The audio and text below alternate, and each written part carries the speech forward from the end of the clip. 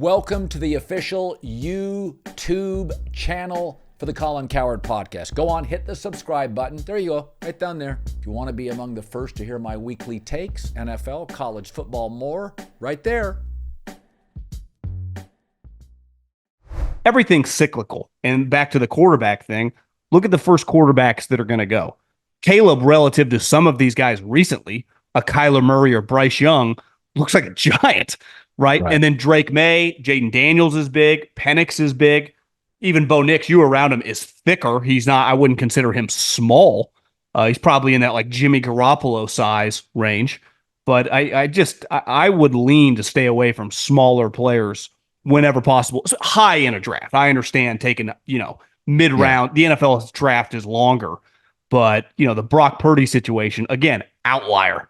That's not going to be the norm. You're not going to find starting quarterbacks in the 5th, 6th, 7th round.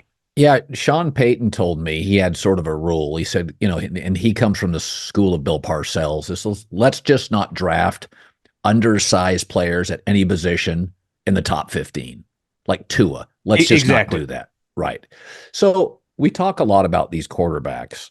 And I have said before that I think Caleb Williams is the most talented, and like an Andrew Luck, he will succeed at some level, even if he got the wrong coach, GM, O-line roster. And I do think Ryan Poles he's redeemed himself. He's had a very good 6 to 9 months. Yeah. So I think he may have the right former offensive lineman. Looks like the O-line, there's some hits there with his draft capital the last 3 years. But let's reverse the telescope.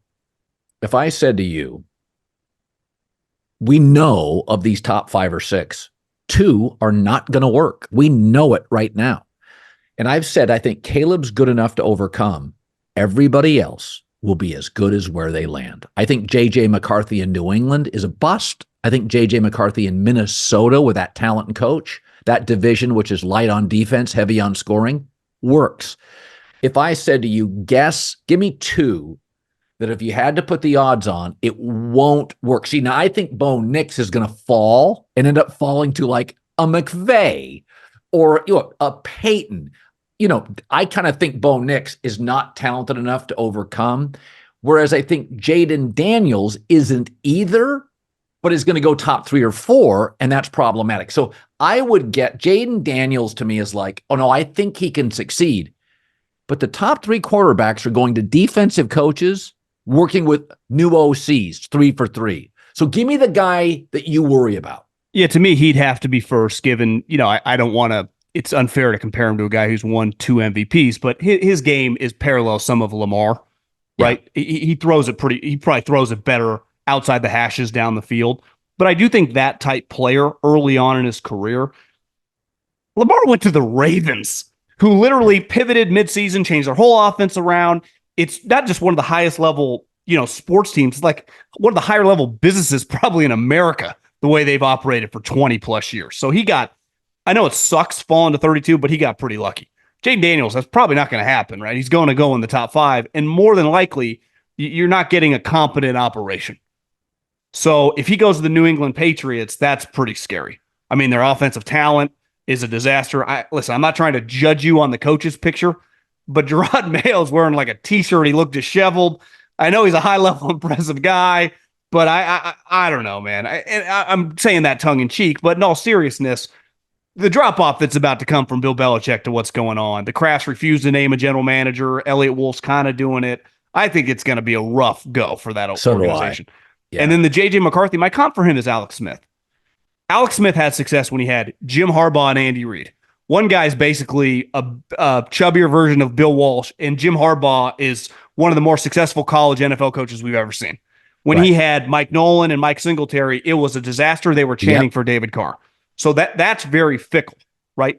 Certain physical talents, like Josh Allen, probably would have succeeded no matter what, right? He's just physically too gifted. Even Herbert, even his down years, I still see a lot there. Tua is a good example, kind of like Jared Goff. Much less physical attributes. When it's not going well, you're like, what the hell is this? Good coaching, good offensive weaponry, good protection. You're Tua like, okay, I see it. Yeah, Tua and Goff are very much about protection and coach. Herbert has gone to the playoffs and has yet to get even a remotely competent coach. And I would take Jared Goff all day over Tua, just on the simple fact he's bigger, I think Yeah. he just throws a better ball. And on the flip side, I don't know if you saw all those numbers from Penix, but you and I have talked about this before. A lot of comparisons to Tua, and then you see him run like a 4.55, and he jumps 37 inches. I think Kobe jumped 36.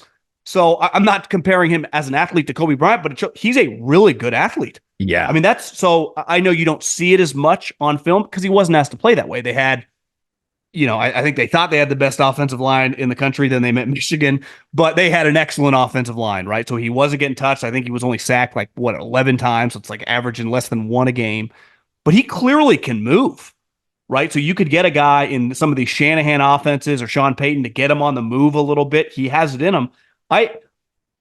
Clearly his film as a pocket passer is pretty special. Questions with injuries. That's scary. But I heard a podcast probably within the last 6 months of DuBois talking about when he first got to Indiana and they recruited him. He was recruited as more of a dual threat guy. And then he had the injuries and they just got away from it. But he physically, I was pretty, that was an eye-opening experience to see those. I would have guessed he's like a 4'8" guy and not a great athlete, but he's not. Like Tua, remember he hurt his hip his last year in college, so he couldn't work out. He ain't running a 4.5. He ain't sniffing it. And listen, Tua's a pocket quarterback, which I thought Penix was too, but you see these athletic numbers kind of like the CJ Stroud. Now, he did it more on film in that Georgia game, but one thing we know about CJ, pocket quarterback, but has athletic attributes to kind of move around when shit hits the fan, which in the NFL it inevitably does. Yeah, I think J.J. McCarthy only works if he goes to, like, let's say, a Minnesota. I think that's a furnished apartment for a young quarterback. Everything's set up.